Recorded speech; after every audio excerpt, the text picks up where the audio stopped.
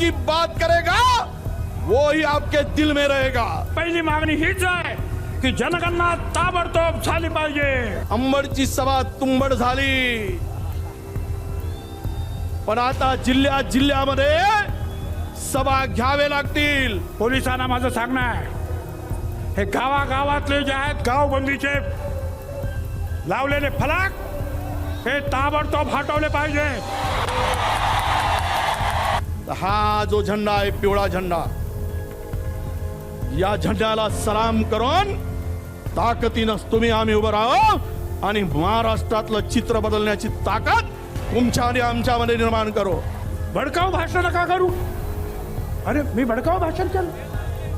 मी आज 1-2 महिने सगळं सहन करतो। भडकाऊ भाषण कधी केलं? हा, समाजामध्ये वितुष्ट लावू नका। कधी लावलं मी? या मंचावरचे भुजबळ साहेबांचा आम्ही सांगू, आमच्या जीवात जीव असेपर्यंत ओबीसीच्या आरक्षणाला धक्का लावू देणार नाही। मुश्किलों से भागना बहुत आसान होता है, डरने वालों को कुछ नहीं मिलता जिंदगी में, लड़ने वालों के कदमों में जहां होता है। लोग झूठ कहते हैं कि बचेंगे तो फिर मिलेंगे, लोग झूठ कहते हैं बचेंगे तो फिर मिलेंगे। अरे हम सब मिलते रहेंगे तो ही बच पाएंगे, मिलते रहेंगे तो ही बच पाएंगे। धन्यवाद। जय हिंद, जय ओबीसी। काँग्रेस नेते आणि राज्याचे विरोधी पक्षनेते आणि शिंदे सरकारमधील कॅबिनेट मंत्री छगन भुजबळ यांची जुगलबंदी ऐकून तुम्हाला हे दोघे जण राजकारणातील जयवीरूच वाटले असतील। मात्र 3 दिवसांमध्येच यांची हीच दोस्ती जमीनदोस्त झाली आहे। याच मंचावरून जिल्ह्यात ओबीसी मेळावे भरवणार अशी ग्वाही देणाऱ्या वडेट्टीवारांनी आज वेगळीच भूमिका जाहीर केली आणि उघडपणे भुजबळांचा विरोध केला। आता त्याचा ओबीसी आंदोलनावर आणि तसाच मराठा आरक्षणावर काय परिणाम होणार यासह अनेक घडामोडींचं सखोल विश्लेषण करण्यासाठी आपण सुरू करूयात तुमच्या हक्काचा प्राईम टाइम। नमस्कार, मी सरिता कौशिक। 0 आवरमध्ये आपलं स्वागत। काही सेकंदांपूर्वी तुम्ही ऐकलेली सगळी वक्तव्य 3 दिवसांपूर्वी म्हणजेच 17 नोव्हेंबरची आहेत। स्थळ होतं जालन्यातील अंबड। स्टेजवर लागलेल्या बॅनरवर मधोमध 3 फोटो होते। त्यातही मधोमध होता फोटो राष्ट्रवादी काँग्रेस अजित पवार गटाचे नेते छगन भुजबळ यांचा आणि त्यांच्या दोन्ही बाजूला भाजपच्या राष्ट्रीय सचिव पंकजा मुंडे आणि काँग्रेस नेते विजय वडेट्टीवार। शिवाय गोपीचंद पडळकर, आशिष देशमुख, महादेव जानकर, प्रकाश शेंडगेसह अनेक ओबीसी नेत्यांचेही फोटो होते। त्यापैकी पंकजा मुंडे सोडल्या तर बहुतेक जण सभेत होते, मंचावरही होते, प्रत्येकाने भाषणही केली। त्यातल्या विजय वडेट्टीवार आणि छगन भुजबळ यांच्या भाषणांनंतर असं वाटलं होतं की आगामी काळात हे दोन्ही ओबीसी नेते अनेक मंचावर एकत्र दिसतील, त्यांच्यातली एकजूट सरकारसमोर पेच निर्माण करेल। मात्र तसं होताना दिसत नाहीये, कारण वडेट्टीवारांचं आजचं वक्तव्य काल परवा भुजबळांना बळ देण्याची भाषा करणारे आज मात्र वेगळ्याच सुरात होते। ते वक्तव्य काय आहे ते आधी पाहूया। आपला तो विरोधी पक्षनेते विजय वडेट्टीवार आहे। तुम्ही भुजबळा संदर्भातली तुमची जी भूमिका होती, आधी तुम्ही त्यांचं समर्थन करत होता, आता विरोध करताय। विरोधाचं काय नेमकं दबाव आहे की नेमकं काय कारण? नाही, मी विरोध करत नाही। मी टोकाची जी भूमिका मांडली त्याचा माझा विरोध आहे। तुम्ही आपला ओबीसीचा विषय मांडत असताना त्या मर्यादा उल्लंघन न करता मांडलं पाहिजे। तुम्ही 2 समाजामध्ये उभी दरी पडेल अशा प्रकारचं वक्तव्य जर कोणी करत असेल तर त्याला समर्थन देण्याचं काही कारण नाही आणि त्याला फिरून जाण्याचं काही कारण नाही। मी माझ्या वक्तव्यापासून मागे जायचं का? त्यांची भूमिका ती वेगळी आहे, ते सत्ताधारी आहेत, त्यांनी काय भूमिका मांडावी तो त्यांचा प्रश्न आहे। मी ओबीसीचा मंच म्हणून, ओबीसीची सभा म्हणून मी गेलेलो आहे। यापुढे मी भुजबळांच्या बरोबर कुठल्याही मंचावर जाणार नाही, कारण विष पेरणं सोपं आहे, ते प्राशन करून उद्या जीव गेला तर कोणाचा, त्याला कोण जबाबदार? यामध्ये एकूणच भूमिका जी आहे ती भूमिका ओबीसीचा हक्क मागत असताना त्याला जे वक्तव्य केलं जात आहे त्यात 2 समाज भिडतील, दोन समाज भिडवून आम्हाला राज्यकर्त्यांना आनंद मिळवायचा आहे काय? तो आनंद घ्यायचा आहे काय की हक्क प्रश्न सोडवायचे आहेत? हा खरा प्रश्न आहे. त्यामुळे माझी भूमिका मी मांडलेली आहे. विरोधी पक्षनेते विजय वडेट्टीवार यांच्या याच वक्तव्यावर होता आपला पहिला प्रश्न. तो पाहण्यासाठी जाऊयात आपल्या पोल सेंटरला. आजचा आपला पहिला प्रश्न होता, भुजबळांच्या अति आक्रमक भाषेमुळे वडेट्टीवार नाराज, ओबीसी आंदोलनात फूट पडेल असं वाटतं का? तुम्हाला प्रतिक्रिया द्यायची होती, होय किंवा नाही. अंबडच्या सभेत नेत्यांनी भरगच्च असणाऱ्या मंचावरचे इतर नेते नक्की आता कोणाबरोबर हा प्रश्न निर्माण झालाय. वडेट्टीवारांबरोबर की भुजबळांबरोबर? ओबीसी आंदोलनाचे पुढे काय होणार याचा कानोसा घ्यायचा असेल तर त्यांच्या भूमिका समजणे गरजेचे आहे. विजय वडेट्टीवारांची ओबीसी संदर्भातली प्रतिबद्धता ही नक्कीच संशयास्पद आहे, डाऊटफुल आहे. मी तर म्हणेल की सातत्याने कन्फ्युजनमध्ये विजय वडेट्टीवार आपले वक्तव्य देत असतात. ह्या महाराष्ट्राला एक मोठी परंपरा विरोधी पक्षनेत्यांची आहे, पण आजपर्यंतच्या इतिहासामध्ये वडेट्टीवारांसारखे कन्फ्यूज्ड आणि सातत्याने यू टर्न घेतलेले विरोधी पक्षनेते या महाराष्ट्राने पाहिले नाही. आणि म्हणून प्रतिबद्धता नसल्यामुळे त्यांचं हे संपूर्ण जे वक्तव्य आणि त्याच्यावर झालेला यू टर्न आहे, या नक्कीच त्यांच्या ओबीसी संदर्भाच्या भूमिकेबद्दल ओबीसी बांधवांच्या मनामध्ये संशय नक्कीच निर्माण करतो. ओबीसी समाजाच्या संविधानिक अधिकाराचं रक्षण करण्याकरता आम्ही ही लढाई लढतो आहे. आम्ही कोणाच्या विरोधामध्ये नाही, परंतु अशा प्रकारच्या वक्तव्यामध्ये जर समाजामध्ये तेढ निर्माण होत असेल आणि त्याच्यामुळे त्याचा परिणाम ओबीसीच्या आंदोलनावर जर भविष्यामध्ये होणार असेल तर अशा प्रकारे कोणी बोलू नये, करू नये. अशा प्रकारचं कोणीही केलेल्या आक्रमक वक्तव्याचं आम्ही आतापर्यंत समर्थन केलं नाही, याच्या पुढे सुद्धा आम्ही करणार नाही. पण याच्या पुढे अशा प्रकारे तेढ निर्माण होणार नाही याची दखल आदरणीय भुजबळ साहेब घेतील अशी मला अपेक्षा. असं काय घडलं की अवघ्या 3 दिवसांमध्ये विजय वडेट्टीवारांनी भुजबळांच्या भूमिकेला थेट विरोध केला? असं काय घडलं की 3 दिवसांपूर्वी खंबीर पाठिंबा देणारे विजय वडेट्टीवार आज विरोधात का उभे राहिले? याच्या राजकीय वर्तुळात अनेक चर्चा सुरू झाल्या. त्यातली पहिली चर्चा म्हणजे काँग्रेस पक्षाची मराठा आरक्षण संदर्भातील भूमिका. जेव्हापासून मराठा आरक्षण आंदोलन सुरू झालंय तेव्हापासून काँग्रेस पक्षानं त्याला पाठिंबा दिला, शिवाय ओबीसींवर बोलणं टाळलं. मात्र विजय वडेट्टीवार हे गेले काही वर्ष ओबीसींचे नेते म्हणून स्थान बनवत आहेत. त्यामुळे त्यांनी मात्र हळूहळू ओबीसी समर्थनाचा सूर तीव्र केला. तसा राज्यातला ओबीसी मतदार नेहमीच भाजपच्या पाठीशी राहिलाय. म्हणूनच की काय जो मतदार काँग्रेस सोबत नव्हताच त्याला आपल्या बाजूने करण्याच्या नादात पारंपरिक मराठा मतदार दूर जाण्याची भीती पक्ष नेतृत्वाला वाटली असावी आणि त्यामुळेच पक्ष नेतृत्वानं वडेट्टीवारांना समज दिली का? वडेट्टीवारांनी आज घेतलेल्या भूमिकेत अजून एक शक्यता वाटते, ती म्हणजे काँग्रेसच्या आतील गटातटाचे राजकारण. प्रदेश अध्यक्ष नाना पटोले हे वडेट्टीवारांचे कट्टर विरोधक आणि कुणबी समाजाचे नेते. अशात वडेट्टीवारांनी भुजबळांचा मंच शेअर करणे हे म्हणजे गटाच्या राजकारणात मिळालेलं आयते कोलीत. कारण काहीही असो, आज घडीला तरी ओबीसी नेत्यांमध्ये दरी निर्माण झाल्याचं दिसतंय आणि त्याला कारण ठरतंय विजय वडेट्टीवारांचं वक्तव्य. आणि त्याच वक्तव्यावर मंत्री छगन भुजबळ काय म्हणालेत ते पाहूयात. जरांगेने तुम्हाला शिव्या घातल्या नाही, मला शिव्या घालत होते, त्याच्यामुळे मी बोललो. काय तुम्ही काय बोलण्याचं काही कारणच नव्हतं त्याच्यावर, पण ते मला सारखे टार्गेट करत. तर मी काय मराठा समाजाच्या विरुद्ध काही बोलतच नव्हतो. 2 महिने तेच बोलत होते. 14 मीटिंग त्याच्या झाल्या. त्याच्यानंतर मी एक मीटिंग घेतली. तर मी टोकाची भूमिका कुठे घेतली?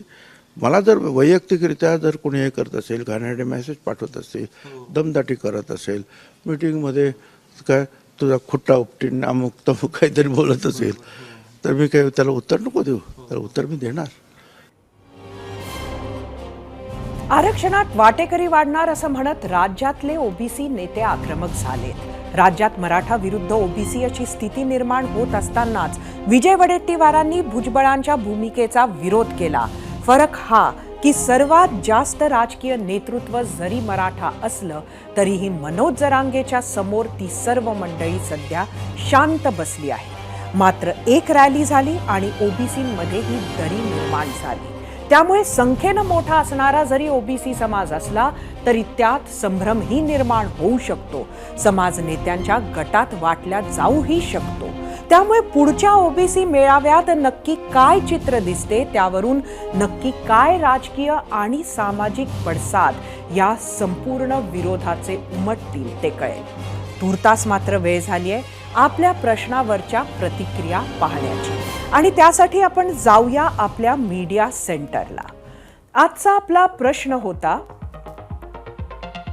भुजबळांच्या अति आक्रमक भाषेमुळे वडेट्टीवार नाराज, ओबीसी आंदोलनात फूट पडेल असं वाटतं का? बघूया आज सोशल मीडियावर आपल्याला काय प्रतिक्रिया आल्यात. एक्सवरून ईश्वरी सुतार, मराठी माणसांमध्ये मतभेद निर्माण करायचे आणि राजकारणी फायदा घेणार. मराठी तरुणांना नोकरी नाही, महागाईवर कोणी बोलत नाही. एक्सवरून राहुल कासारे, नाराज होते तर सभेला का गेले? सगळे एक आहेत आतून. विरोधी पक्ष नेतेपद एका समाजासाठी नसते. यूट्यूबवरून वैभव बागल, एक करतोय रडल्यागत, एक करतोय मारल्यागत. यूट्यूबवरून मंदार, ज्यांचं पोट भरलेलं आहे त्यांनी लोकांना खेळवत ठेवायचं, हेच तर राजकारण. फेसबुकवरून गुरुप्रसाद बुर्गे, भुजबळांमुळे फक्त ओबीसी नाही तर त्यांच्या निकटवर्तीयांमध्येही फूट पडू शकते. भुजबळांनी मराठ्यांबाबत आग उकणे बंद करावे. फेसबुकवरून संजय मोरे, फूट पडणार फक्त नेते मंडळीत, बाकी ओबीसी बांधव, मराठा समाजाला आरक्षण पाहिजे याच मताचा आहे. फेसबुकवरून आशिष बनकर, पक्षाने विभक्त असतील परंतु ओबीसीच्या अधिकारांचे संरक्षण यासाठी एकत्र आहेत. सामान्य ओबीसी त्यांच्या भूमिकेशी सहमत आहे. इंस्टाग्रामवरून योगेश खापरे, हे साहेब नेहमीच पलटी मारतात. इंस्टाग्रामवरून बापू खेतमाळी, ते करामती काकांना भेटल्यावर नाराज झाले, तोपर्यंत बेंबीच्या देठापासून ओरडत होते सभेत, असल्या बदलांना ओबीसी भीक घालत नाही. इंस्टाग्रामवरून विजय चव्हाण, घटनात्मक पदावर राहून एका समाजाची बाजू घेऊन भुजबळांनी घेतलेल्या शपथेचा अपमान केलाय, त्यामुळे त्यांची हकालपट्टी झाली पाहिजे. महाराष्ट्राच्या मनात काय हे आपण पाहिलं. आता वेळ आहे गेस्ट सेंटरला जाण्याची. त्यासाठी आपल्या सोबत आहे अंबडमध्ये पार पडलेल्या ओबीसी मेळाव्यात मंचावर असलेले नेते प्रकाश शेंडगे.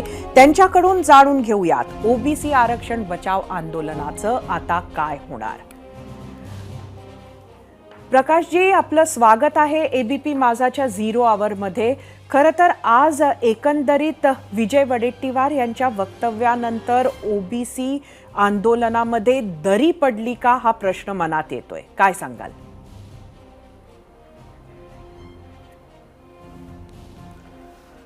नमस्कार.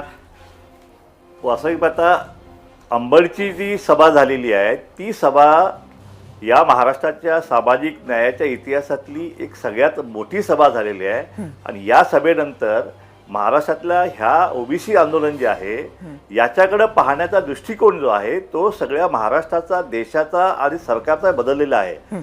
आता ह्या सभेमध्ये जी काय भाषणं झाली, वडेट्टीवार साहेबांची झाली, त्यानंतर भुजबळ साहेबांची झाली, आमच्या सगळ्यांच्या नेत्यांची झालेली आहेत आणि काही नेत्यांनी आक्रमक भाषणं सुद्धा केलेली आहेत काय. आणि अशा सभांच्या मध्ये आक्रमक भाषणं ही होणारच आहेत काय. आता भुजबळ साहेबांच्या भाषणाचं आपण जर पाहिलं तर भुजबळ साहेबांच्या भाषणाचे पाहिलं तर त्यांनी जी भूमिका मांडलेली आहे, एक तर त्यांनी मराठा आरक्षणाला विरोध नाही हे त्यांनी स्पष्ट केलेलं आहे. जी सरकारची भूमिका आहे ती त्यांचीच भूमिका आहे. ती सगळ्यांची भूमिका आहे की मराठा समाजाला 50% वरती जे त्यांचं गेलेलं आरक्षण कोर्टामध्ये आहे ते त्यांना मिळावं, ही भूमिका सगळ्यांचीच आहे. फक्त हे सरसकट कुणबी दाखले देऊ नये हा मेन गाभा सगळ्यांचा. प्रकाशजी, आता प्रश्न, सगळ्यांनीच ती सभा पाहिली मात्र त्यांच्या भाषणामुळे वितुष्ट निर्माण होत आहे असं सांगून विजय वडेट्टीवारांचं आजचं भाष्य आहे. तुम्हाला माझा प्रश्न हा होता की त्या मंचावर, भरगच्च मंचावर जी नेते मंडळी होती त्यात आता दरी निर्माण होते का?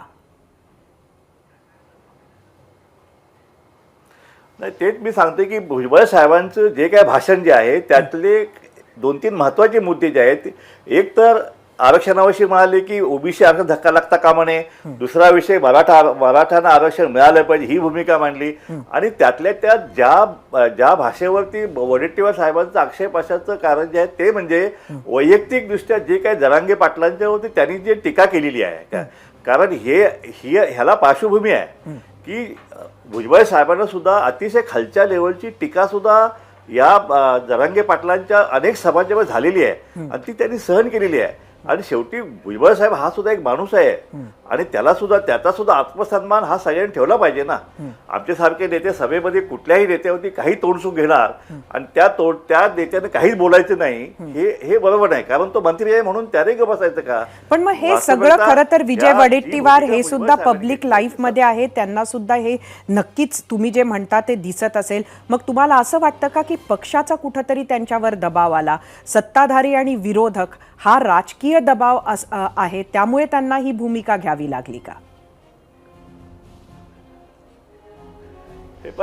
या सभेमध्ये सगळ्या पक्षांच्या नेत्यांना आम्ही बोललो होतं. काही पक्षाच्या नेत्यांनी त्यांच्या पक्षाची भूमिका सुद्धा मांडण्याचा प्रयत्न केला, पण आम्ही सगळ्यांनी त्याला विरोध केला की ही ओबीसीची न्याय हक्काची लढाईची सभा आहे, ह्याच्यामध्ये ओबीसीच्या हक्काचं सगळ्यांनी बोललं पाहिजे म्हणून. आणि त्यामुळं अनेक पक्ष आहेत, अनेक नेते आहेत, त्यांच्या वेगवेगळ्या पक्षाच्या भूमिका असू शकतात, पण त्याच्यामुळं आज वडेट्टीवारांनी जी भूमिका घेतली त्याच्यामुळे ओबीसीच्या आरक्षणाचं काय हे होणं असं मुळीच नाही. ओबीसी आरक्षणात धक्का लागू नये हे सर्वसामान्य ओबीसीची भूमिका आहे आणि ती भूमिका घेऊन आम्ही सगळे म्हणून एकत्र आहेत.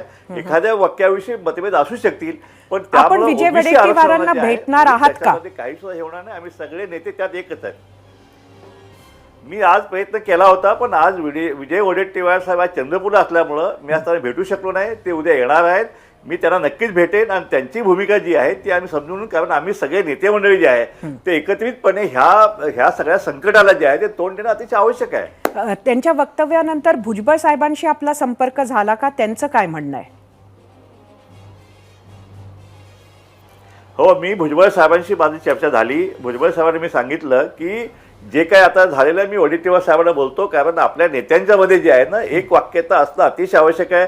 त्याच्यामध्ये पक्षीय भूमिका वेगवेगळ्या असू शकतात, पण आता वडेट्टीवार साहेब काँग्रेस पक्षाचे नेते आहेत. राहुल गांधी साहेबांनी सुद्धा ओबीसीची भूमिका घेतलेली आहे. आता ही जातनिहाय जनगणना वगैरे ओबीसीच्या बाकी सगळ्या ज्या अपॉइंटमेंट हे सगळे विषय जे आहेत ना आता काँग्रेस पक्षाच्या अजेंडावर आहेत. आणि कर्नाटकची निवडणूक झालेली आहे त्याच्यामध्ये ओबीसी फॅक्टर जो आहे ते ओबीसी फॅक्टरमुळेच काँग्रेस जे आहे त्या कर्नाटकमध्ये सत्तेवर येऊ शकली. आणि त्यामुळं ओबीसी ह्या प्रश्नाकडे जो आहे राजकीयदृष्ट्या न पाहता ओबीसीच्या हक्काचं संरक्षण करणं ह्या गरीब जमाती आहेत, भयभीत झालेला आहे, आंदोलन झालेलं आहे, आमदारांची घरे पेटवलेली आहेत.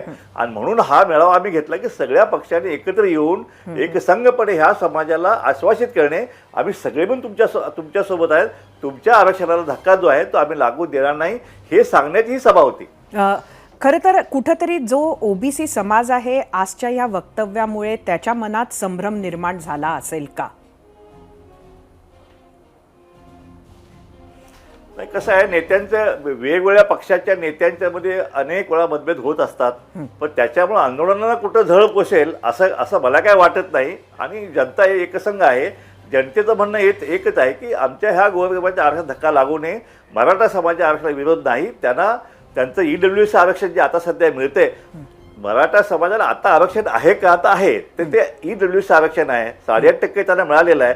आणखीनच हवं असेल तर त्याने वाढवून घ्यावं, त्यासाठी आंदोलन करावं. ही या सगळ्या ज्या भूमिका आमच्या ज्या आहेत त्या भूमिकेचं समर्थन करण्यासाठी सगळी मंडळी जी पक्षाची त्या ठिकाणी आली होती.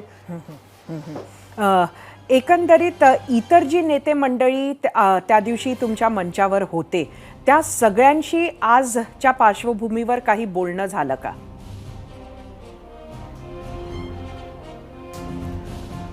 तसं ह्या घटनेकडे मी फारसं काय गांभीर्याने घेत नाहीये, कारण मूळ मुद्दा जो आहे की वडेट्टीवारांचं मूळ जे आहे की ओबीसीच्या आरक्षणात धक्का लागता कामा नये ही त्यांची मूळ भूमिका वडेट्टीवार साहेबांनी सोडलेली नाहीये. त्याचप्रमाणे भुजबळ साहेबांनी सुद्धा सोडलेली नाहीये आणि आम्ही सुद्धा कोणी सोडलेली नाहीये. कारण जो मूळ गाभा जो आहे तो जोपर्यंत एकत्र आहे तोपर्यंत किरकोळ कारणावरून मतभेद असू शकतात आणि होऊ शकतात. नक्कीच प्रकाशजी, आपले खूप खूप धन्यवाद. आपण 0 आवरमध्ये आलात आणि आमच्या प्रश्नांची उत्तरं दिलीत. खरं तर आता वेळ आहे आपल्या प्रश्नावरचा पोल रिझल्ट पाहण्याची. मात्र त्याआधी मराठा आरक्षणासाठी आंदोलन करणाऱ्या मनोज जरांगेच्या महाराष्ट्र दौऱ्याची अपडेट पाहूया. मराठा आरक्षणाच्या लढ्यासाठी सुरू असलेल्या मनोज जरांगेंच्या सभांचा धडाका आज वेगळ्याच वळणावर होता. ग्रामीण भागातून आजवर सुरू असलेला हा दौरा आज आता महानगराच्या वेशीवर पोहोचला. त्यामुळे राजकीय आणि सामाजिक अभ्यासकांना उत्सुकता होती की शहरांमध्ये नक्की काय प्रतिसाद मिळतो मनोज जरांगे पाटलांना. मात्र या महानगरांमध्येही त्यांच्या सभांना चांगलीच गर्दी होताना दिसते. आजही त्यांच्या सभा पार पडल्या. त्याची सुरुवात पुण्यातील खराडीतून झाली आणि शेवट ठाण्यातील कल्याणमध्ये होणार. जरांगे पाटील आता थेट पोहोचत आहेत मुख्यमंत्र्यांचे पुत्र श्रीकांत शिंदे यांच्या लोकसभा क्षेत्रात. याच सभेच्या स्वागतासाठी शिंदे गटाच्या नगरसेवकांनी बॅनर्सही लावलेत.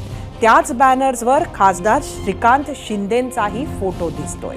दुसरीकडे मराठा आरक्षणासाठी मात्र लेखी टाइम बॉन्डच घेणार असे आजच्या सभेत जरांगे पाटलांनी नमूद केले. इतकंच नाही तर आता छगन भुजबळांना व्यक्ती म्हणूनही आपला विरोध असेल असा हल्ला बोल मनोज जरांगेंनी केला.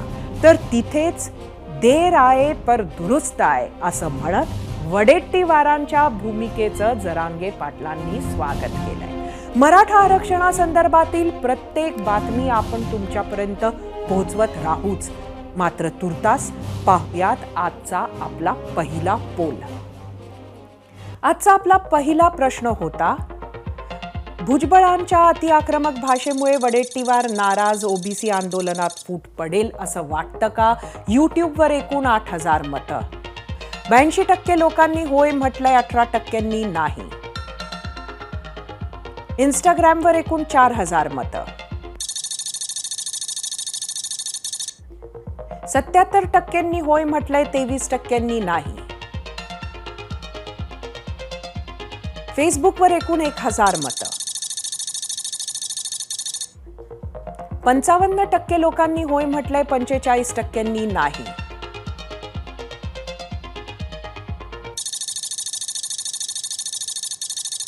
एक्सवर 68% लोकांनी होय म्हटलंय, 32% नाही. त्यामुळे आजच्या वडेट्टीवारांच्या नाराजीमुळे ओबीसी आंदोलनात फूट पडू शकेल असा वाटणाऱ्यांचा आकडा हा मोठा आहे. 2 मोठ्या निवडणुका तोंडावर आलेल्या आहेत. त्यामुळे सध्या महाराष्ट्रात जे सुरू आहे ते वरवर पाहता कितीही रॅन्डम वाटत असलं तरी त्यामागे काहीतरी प्लॅन असावा अशी शंका जाणकार व्यक्त करतायत. फक्त तो प्लॅन कोणाचा आहे हा कळीचा मुद्दा आहे. भुजबळांनी अंबडच्या सभेत अंगुली निर्देश केला तो शरद पवार गटाकडे. मराठा मतदार आपल्या गटासोबत टिकून राहावा असं सर्वच राजकीय पक्षांना वाटत असेल. त्यात आता तर शरद पवार आणि भुजबळ ज्या दादा गटात आहेत तिथं तर मतांची थेट रस्सीखेचच आहे. एकीकडे देवेंद्र फडणवीसांनी मराठा आरक्षण दिलं आणि मुख्यमंत्री असेपर्यंत ते टिकवलं हे जेवढं सांगण्याचा प्रयत्न भाजप करतंय तेवढाच मराठा आरक्षणाच्या मुद्द्यावरून देवेंद्र फडणवीस यांना विलन म्हणून रंगवण्याचा प्रयत्न सुद्धा दुसरीकडे एक विरोधी लॉबी करते. त्यामुळे ओबीसी आंदोलनाच्या पाठीमागे नक्की कुठला राजकीय नेता आहे ही चर्चा पण तेवढीच रंगते. या सगळ्यात ओबीसी समाजाचा आवाज, राज्यातील ओबीसींचे सर्वात मोठे नेते म्हणून आपली प्रतिमा पुढे आणण्यात छगन भुजबळ यशस्वी ठरले आहेत. नक्की पुढे काय होईल? मराठ्यांना आरक्षण मिळू शकत नाही म्हणणारे राज ठाकरे खरे निघतील की आरक्षण मिळेल हा विश्वास असणारे मनोज जरांगे, की मग ओबीसीतून आरक्षण मिळू देणार नाही म्हणणारे भुजबळ? उत्तर खरंच लवकर कळेल की मुद्दा निवडणुकीपर्यंत तापत राहील, मग आपोआप शांत होईल पुढच्या निवडणुकीपर्यंत. महाराष्ट्राच्या राजकारणाचा बाज म्हणजे 5 वर्षांनी येणाऱ्या निवडणुकांवेळी होणारी उलथापालथ आणि काहीसे अपेक्षित धक्का तंत्र असा होता. त्यामुळे निवडणुकांचा काळ वगळता उर्वरित राजकारण हे तसे स्थिर असायचे. परंतु 2019च्या विधानसभा निकालानंतर पहिले पहाटेचा शपथविधी आणि नंतर सत्ता स्थापनेतून महाविकास आघाडीचा जन्म झाला आणि महाराष्ट्राच्या राजकारणाचा दर्जा सातत्यानं खालावत गेला. आज तर तो नव्या खोलात गेला. निमित्त ठरलंय राजकारणाच्या पटलावर नेत्यांच्या खासगी आयुष्याचा बाजार मांडणं. शिवसेना उद्धव बाळासाहेब ठाकरे गटाचे खासदार संजय राऊतांनी आज भाजप प्रदेशाध्यक्ष चंद्रशेखर बावनकुळेंचा एक फोटो ट्विट करत सुट्टीत बावनकुळे मकाऊमध्ये जुगार खेळत असल्याचा आरोप केला आणि महाराष्ट्राच्या राजकारणात पुन्हा आरोप प्रत्यारोप, खासगी फोटो, व्हिडिओंचं मोहोळ उठलं. राजकीय जीवनात वावरताना बोलण्याच्या, व्यक्त होण्याच्या आणि वर्तनाच्या काही मर्यादा असतात. पण राज्याच्या राजकारणात एकमेकांवर भ्रष्टाचाराचे आरोप करताना राजकीय नेत्यांनी भाषेची पातळी बेसुमार घसरवली आहे. 2019च्या नंतर जे वैयक्तिक पातळीवर राजकारण घसरू लागले त्याची सुरुवात म्हणजे अभिनेता सुशांत सिंह राजपूतची आत्महत्या आणि दिशा सालियनच्या अपघाती मृत्यूचं कनेक्शन थेट आदित्य ठाकरेंशी जोडण्याचा प्रयत्न. त्यात पुरावे मात्र अजून समोर आले नाहीये. तर दुसरीकडे एकनाथ शिंदे गटातील राहुल शेवाळेंच्या खासगी दुबई ट्रिपवरही व्हिडिओ ट्विट करत राजकारण रंगलं. ही केवळ सुरुवात होती. तिथपासून आत्ताच्या या क्षणापर्यंत खासगी गोष्टींचं राजकारण करण्याची संधी ना सत्ताधारी सोडत आहेत ना विरोधक. यावरच आम्ही आजच्या भागात तुम्हाला प्रश्न विचारला होता. तो प्रश्न पाहण्यासाठी आपण जाऊया आपल्या पोल सेंटरला. आजचा आपला दुसरा प्रश्न होता, राजकीय स्वार्थासाठी विरोधकांच्या खासगी आयुष्यात घुसखोरी करणं योग्य वाटतं का? तुम्हाला सांगायचं होतं होय किंवा नाही.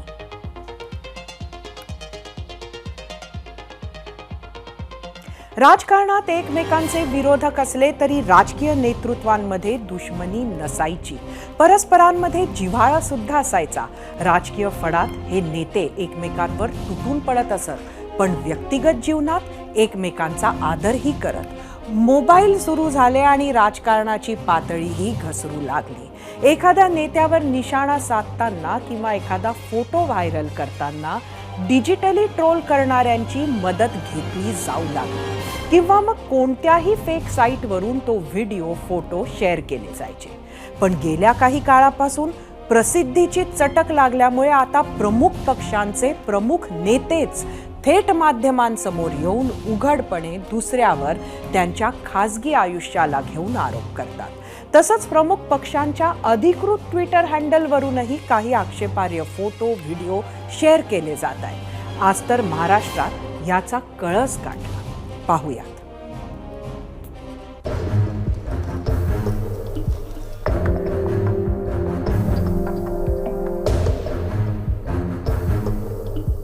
याच 3 फोटोंनी सोशल मीडियात चांगलाच धुमाकूळ घातलाय. तिन्ही फोटो पाहिले तर लक्षात येतं की फोटो काढल्याचा फोटोमध्ये असलेल्या नेत्यांना माहितीही नाहीये. चंद्रशेखर बावनकुळेंचा फोटो असो की आदित्य ठाकरेंचा, दोन्ही फोटोंमध्ये ते नेते आपल्या खासगी आयुष्यात होते. त्याचवेळी त्यांचे काढलेले हे फोटो आज राजकारणाच्या केंद्रस्थानी आले.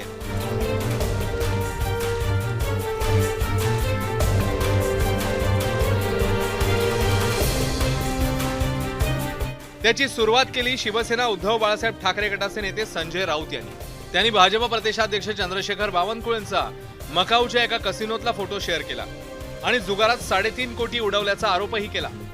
यावर चंद्रशेखर बावनकुळेंनीही ट्विटरवरून स्पष्टीकरण दिलं. हॉटेलच्या ग्राउंड फ्लोअरवर रेस्टॉरंट आणि कसिनो एकच आहे. जेवण केल्यानंतर मी कुटुंबियांसह रेस्टॉरंटमध्ये बसलेलो असताना कुणीतरी काढलेला हा फोटो आहे, असं बावनकुळे म्हणाले. बावनकुळेंच्या या स्पष्टीकरणाने संजय राऊतांचं काही समाधान झालं नाही. जेवढे खुलासे कराल तेवढे अधिक फसाल असा इशाराच त्यांनी देऊन टाकला. संजय राऊतांच्या धमकीवजा इशाऱ्यानंतर प्रवीण दरेकर, मोहित कंबोज, प्रसाद लाड यांनी त्यांचं मानसिक स्वास्थ्य बिघडल्याची टीका केली आहे. शिवाय उपमुख्यमंत्री देवेंद्र फडणवीसांनी देखील संजय राऊतांची विकृत मानसिकता झळकत असल्याचा टोला लगावला. ते किती डेस्परेट झाले आहेत हे त्यातनं लक्ष येत आहे. चंद्रशेखर बावनकुळे पूर्ण परिवारासहित त्या ठिकाणी त्या हॉटेलला थांबले होते आणि जिथे त्यांनी जेवण केलं ते जे रेस्टॉरंट आहे ते रेस्टॉरंट आणि बाजूला कॅसिनो हे एकत्रितच आहे. जाणीवपूर्वक अर्धवट फोटो ट्विट केला. पूर्ण फोटो जर ट्विट केला तर त्यात स्पष्टपणे लक्षात येत आहे बावनकुळे आहे, त्यांच्या पत्नी आहे, त्यांची मुलगी आहे, त्यांचा परिवार आहे, नातू आहे, सगळे त्याच्यामध्ये दिसत आहेत. त्यामुळे ही विकृत मानसिकता कुठेतरी संपवली पाहिजे, बंद केली पाहिजे. इतकं फ्रस्ट्रेशन हे योग्य नाही. तर काँग्रेस प्रदेशाध्यक्ष नाना पटोलेंनी बावनकुळेंच्या त्या फोटोची सीबीआय चौकशी करण्याची मागणी केली आहे. भाजप प्रदेशाध्यक्षांवर टीका होत असताना त्यांच्या बचावात भाजप महिला प्रदेशाध्यक्षा चित्रा वाघही मैदानात उतरल्या. त्यांनी नाना पटोलेंचा हॉटेलमध्ये एका महिलेला बिलगून बसल्याचा व्हिडिओ शेअर करत त्या व्हिडिओच्या चौकशीची मागणी केली. काय झाडी, काय डोंगर, काय हॉटेल ओके मध्ये आहे.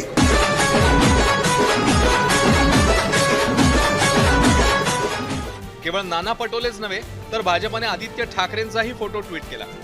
या फोटोवरूनच आदित्य ठाकरेंच्या ग्लासमध्ये कोणत्या ब्रँडची व्हिस्की आहे असा सवाल उपस्थित करण्यात आलाय.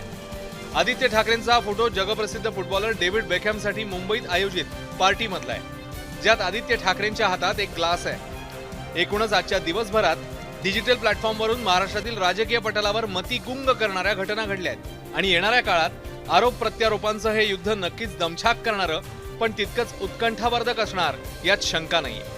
टीम 0 अवरसह ब्युरो रिपोर्ट, एबीपी माझा.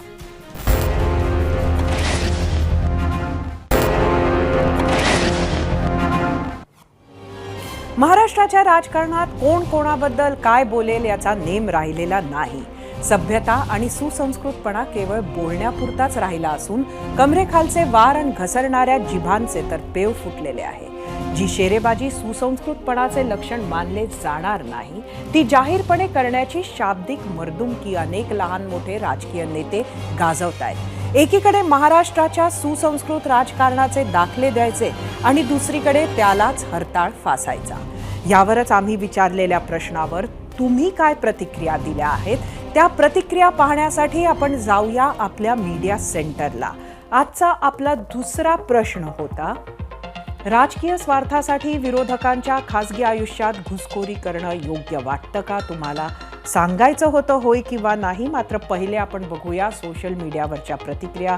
शेख जब्बार एक्सवरून फक्त राजकीय स्वार्थासाठीच नव्हे तर मनातला राग काढण्यासाठी हे केलंय. कोणाच्याही खासगी आयुष्यात धुडगूस घालणे हे राजकारणाला शोभनीय नाही.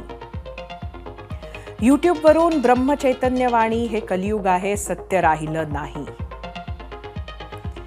यूट्यूबवरून शीतल, विषय पैशांबद्दल असेल तर सर्व गोष्टीचा खुलासा होणं गरजेचं आहे.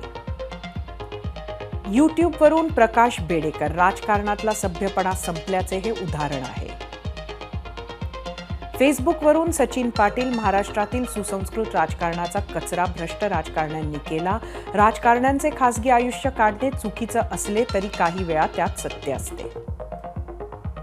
फेसबुकवरून आनंद पाटील, मुळात आपल्याकडे सर्वच बाबतीत राजकीय हेतूने बघितलं जातं, हेच चुकीचं आहे.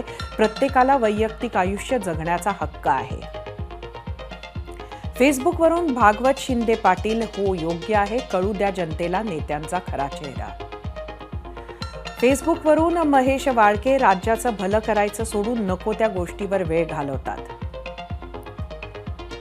फेसबुकवरून अनिकेत शिर्के, राजकीय स्वार्थासाठी जेव्हा हे दुसऱ्यावर बिनबुडाचे आरोप करतात हे बरोबर का चूक ते तर जनता ठरवेल.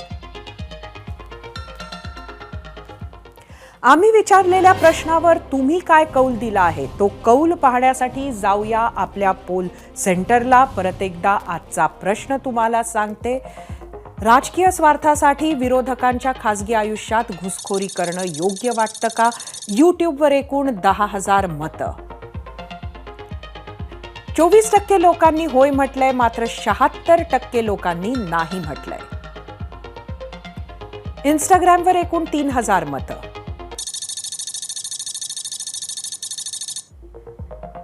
61% लोकांनी होय म्हटलंय, 39% नाही. फेसबुकवर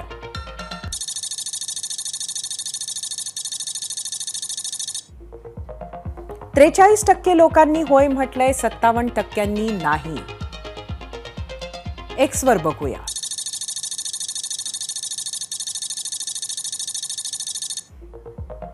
सदोतीस 37% लोकांनी होय म्हटलंय, 63% लोकांनी नाही म्हटलंय. जवळजवळ इंस्टाग्राम वगळता सर्वच प्लॅटफॉर्मवर लोकांना असं वाटतंय की राजकीय नेत्यांच्याही खासगी आयुष्यात घुसखोरी करणं हे योग्य नाही. Everything is fair in love and war असं आपण ऐकत आलो आहोत. पण सध्याचं महाराष्ट्रातलं राजकारण बघितलं तर आपण प्रेमाला आणि युद्धाला विनाकारण बदनाम करतोय असं वाटेल. प्रेम आणि युद्धाचे काहीतरी नियम असतात, निकष असतात. अगदी छोट्या लढाईपासून मोठ्या युद्धात सुद्धा त्याचं पालन केलं जातं. कधी काळी ते नियम पाळणं याला धर्माचं पालन करणं मानलं जायचं. संध्याकाळनंतर युद्ध थांबवलं जायचं, जखमी आणि मृत सैनिकांना उचलून नेऊ दिलं जायचं, सन्मान दिला जायचा, कमरेखाली वार केले जायचे नाही, असे अनेक अलिखित नियम होते. त्याला धर्माचं, पाप पुण्याचं अधिष्ठान दिलं जायचं. असे नियम दोन्ही बाजूनं कसोशीनं पाळले जायचे. शब्दाला किंमत होती, मोठ्यांच्या शब्दांना मान होता.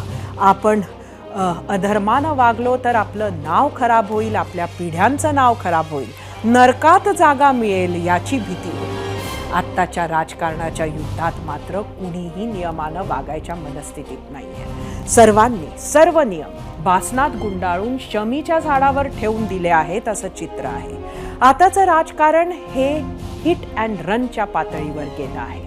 खोटे नाटे आरोप करायचे, अर्धवट माहिती पेरायची, खासगी आयुष्यात घुसखोरी करायची, चारित्र्य हनन करायचं, ट्रोल्स अंगावर सोडून मजा बघायची. चुकीच्या माहितीमुळे, चुकीच्या आरोपांमुळे एखाद्याच्या वैयक्तिक आयुष्यात काय उलथापालथ होईल, एखाद्याच्या खासगी गोष्टी सार्वजनिक करून समाजाचं कोणतं हित साधलं जाईल, आपण लोकप्रतिनिधी म्हणून काय करणं अपेक्षित आहे, अशा साध्या साध्या गोष्टींचा विचारही होताना दिसत नाही. एकीकडे राज्याचे, सामान्य जनतेचे मोठमोठे ज्वलंत प्रश्न तसेच आहेत. दुसरीकडे विरोधकांच्या खासगी आयुष्यात डोकावत राहून आरोप प्रत्यारोप सुरू आहेत. हे कितपत योग्य आहे? यानं महाराष्ट्राला काय मिळणार याचा विचार सर्वांनी करायला हवा. राज्यात सध्या जाती जातीवरून राजकारण पेटलेलं असताना विदर्भातील अकोल्यात मन सुन्न करणारी घटना उघडकीस आली आहे.